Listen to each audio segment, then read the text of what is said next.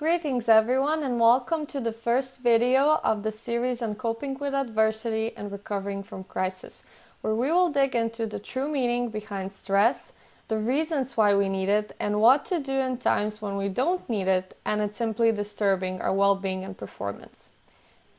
As mentioned, we will cover the topic of what stress actually is, then we will dig into different types of stress responses and talk about their background. We will also talk about why stress can be good for us and what are the signs when things with stress get overboard. And finally, we will take a peek at the techniques we can use to regulate our stress levels. First of all, I would like you to describe stress with your own words. This is important as your definition of stress and your experience of it is the foundation that you will have the chance to build on throughout this series. But before we start building, we have to make sure the foundation is set by answering the following three questions. How would you define stress? How does it feel when you're stressed? And how do you know you're stressed? What are the signs? You can write your answers on a blank sheet of paper, or you can use the downloadable worksheet provided. Try to answer these questions in detail and write as many things as possible to get the best high-quality, in-depth answer possible. You have 2 minutes starting now.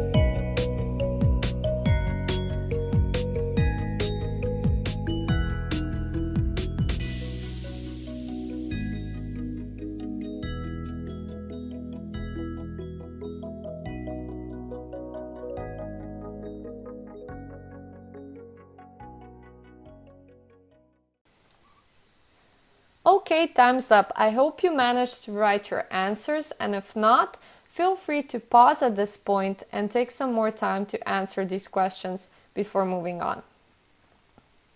In case you're finished, let's see the official definition of stress. Now, the truth is there is no official definition because there are many definitions of stress out there, so I picked the one I like the most from Lazarus 1991 and adapted it a bit. So it says here that stress is a response based on evaluation of demands individuals experience in relation to themselves and their environment. In other words, there is some demand that we're presented with, and we evaluate it based on our skills and the support we have or don't have from our environment. If it sounds confusing, don't worry, because at the end of these video series, every single bit of this will be crystal clear. We will take things step by step, and in this video we will focus on the first part, the response. So if we go back to the exercise we did, you have the chance to compare your definition of stress in relation to the one in front of you. Now pay attention to what I'm about to say. Don't worry if it's different, because even if it's black and white different, you have to know that your definition, the one you wrote, is the one you should stick to. Remember, that's your foundation. However, you have all the freedom to upgrade, adapt, or adjust it in accordance with the knowledge you will get from this content. That's actually our main mission here. With regard to the second question, I want you to take a quick glance at your answers. When someone asks you how you feel when you're stressed, you might say something like painful, irritative, depressing, debilitating, uncomfortable, uncertain, tense, overwhelming, like the worries are consuming you, and tons of other things. Once again, stick to your answers and feel free to add any of them mentioned in case they represent an important symptom of your stress experience that you forgot to mention. Remember that there are no right or wrong answers here. Okay? Now take a look at your answer to the final question. How do you know when you're stressed? Does your heart start racing? Or you begin to make rapid, unreasonable decisions? Maybe your muscles start cramping, or you feel anxious all of a sudden, or you feel as if something has stolen all of your energy supplies. Or you get that stomach ache and can't sleep at night.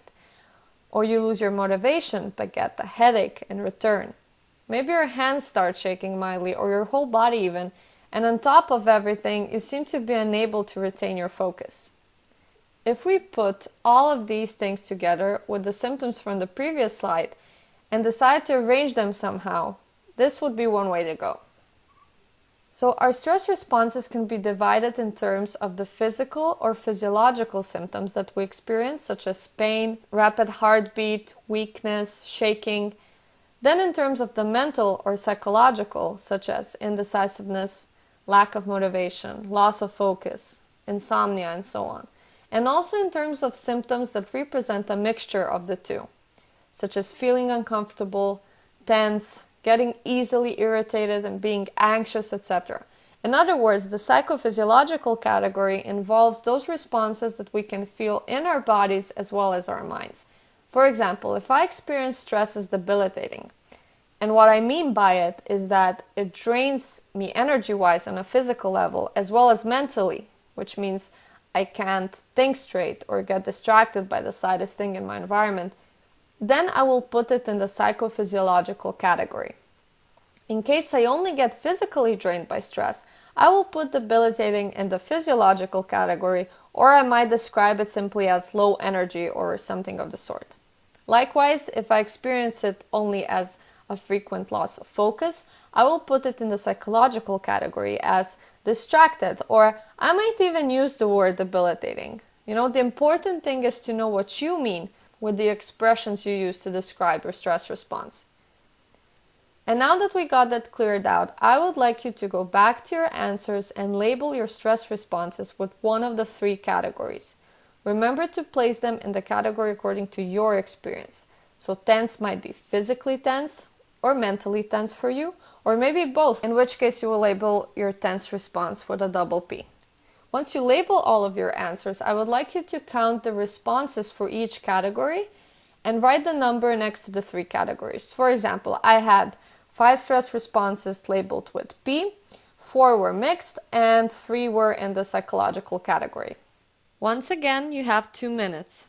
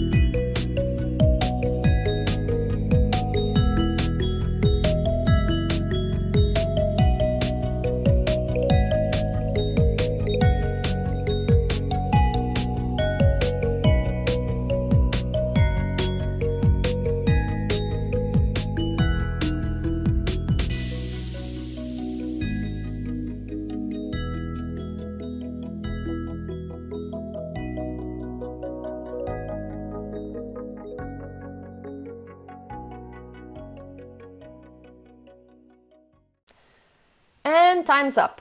Once again, if you need another minute, just press pause before continuing. If not, we move on to the core of our lesson. So as we said in the beginning, we get presented by an event that we anticipate. We evaluate our capacities of coping with it, and then our body and mind respond with a reaction that later on affects our performance for the better or for the worse. What I want to get into with you now is what happens in case our response turns out to be a stress response. What lies behind it? I present you with your nervous system. It is the most complicated anatomic structure in your body, and yet here is the simplest way to explain it. Your nervous system is divided in two sections. One is called the sympathetic nervous system, and this is the one that's activated when you're stressed out. On the other side, we have the parasympathetic nervous system that hits the stage when the opposite happens, when we're relaxing. In other words, the role of the sympathetic nervous system is to prepare you for action, while the parasympathetic nervous system prepares you to relax and take a break from any high-intensity activity you've been involved in during the day. The most common expression we use for describing the sympathetic nervous system is the fight or flight response, something you're probably familiar with. If not, let me depict it to you with the following story. You take a stroll in the woods one day with the desire to connect with nature and get some fresh air. You walk slowly, your muscles relaxed, your heartbeat even, following the rhythm of your footsteps, and then all of a sudden you see this guy behind a bush. The thing that most likely happens then, unless you intoxicated yourself in some way prior to that stroll, is that you get tense from head to toe. Your heartbeat starts racing, your breathing gets shallow and fast, your pupils get dilated, and whatever you've been thinking about instantly disappears, and your mind only focuses on one single question: fight or flight. You probably decide not to fight the bear and run home instead. Once you arrive home, you make a nice meal, you eat up, and take a long rest on your couch to digest the food you've just savored. Your pupils go back to normal again, your muscles are relaxed, and your heartbeat gradually slows down. Parasympathetic nervous system, welcome back. Then you eventually put on your PJs back on and head to bed. End of story. I know there's a 99% chance you won't be able to relate to this, but that's how it should be.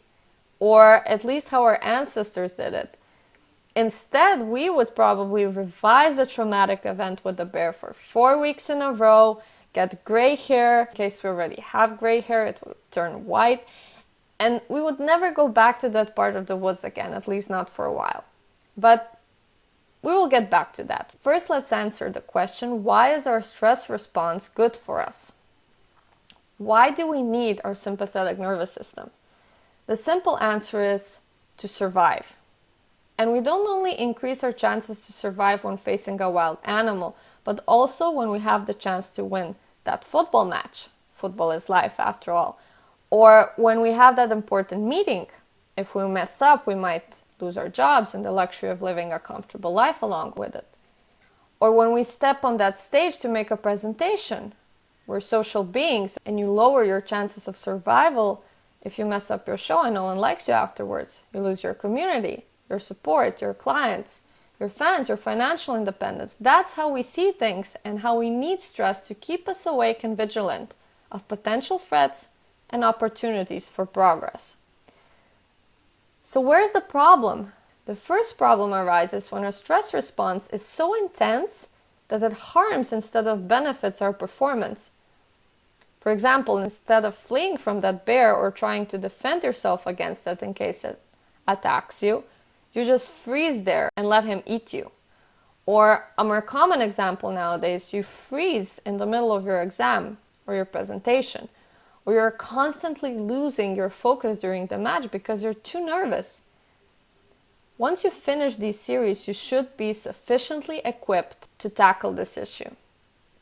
The second problem arises when we begin to use our sympathetic nervous system, not only when we need to escape from a bear, or when we have that important game or meeting ahead of us, or when a public speaking event awaits, but our heartbeat begins to race when we hit an argument with someone. And our mind is engaging in fight or flight thoughts in relation to some problem we have whilst we're eating. And our pupils dilate when we post something on social media and are waiting for those comments and likes. And finally, we even let our sympathetic nervous system take charge when we go to bed.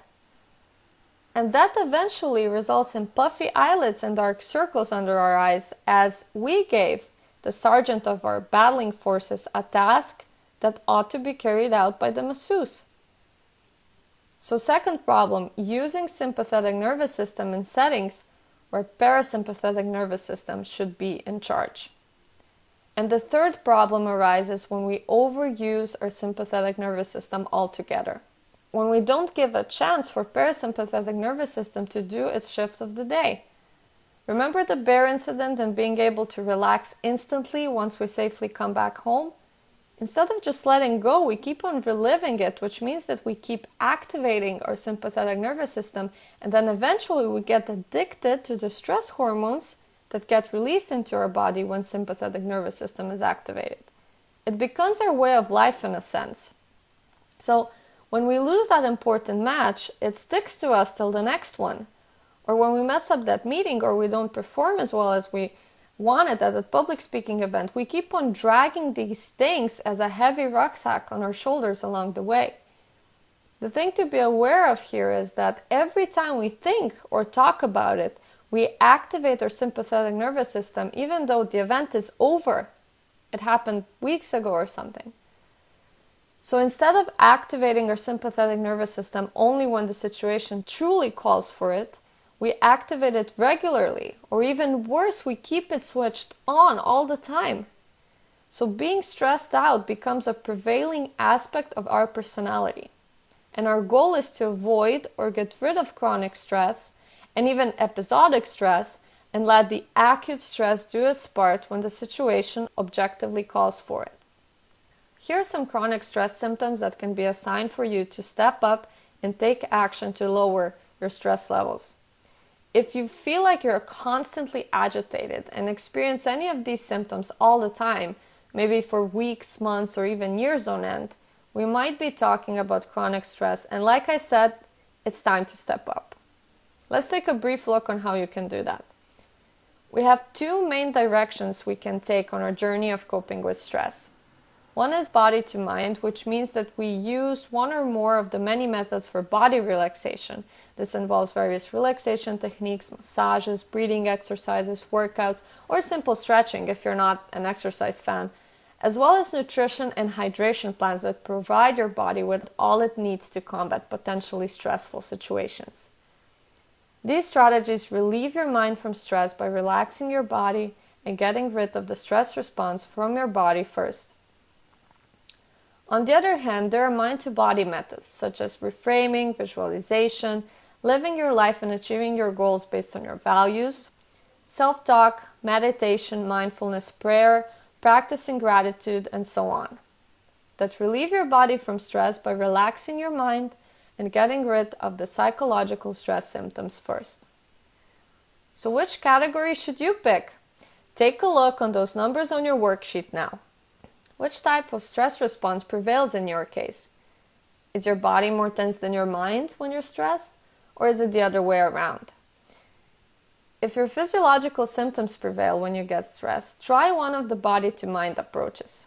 As a matter of fact, you can try one of the most effective relaxation techniques called progressive muscle relaxation that's included in this course.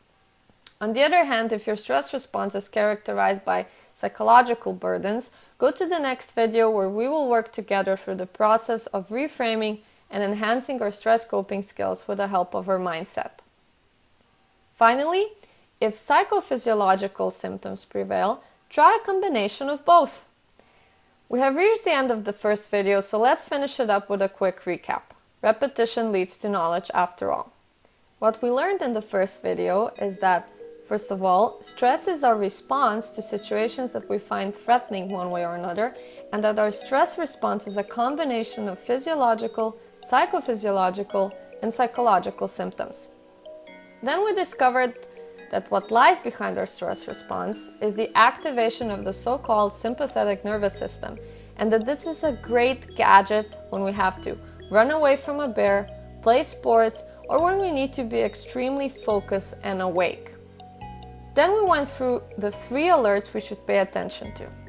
Whether our stress response is so intense that it harms our performance, whether our sympathetic nervous system is active also when it shouldn't be, and whether it is active too often.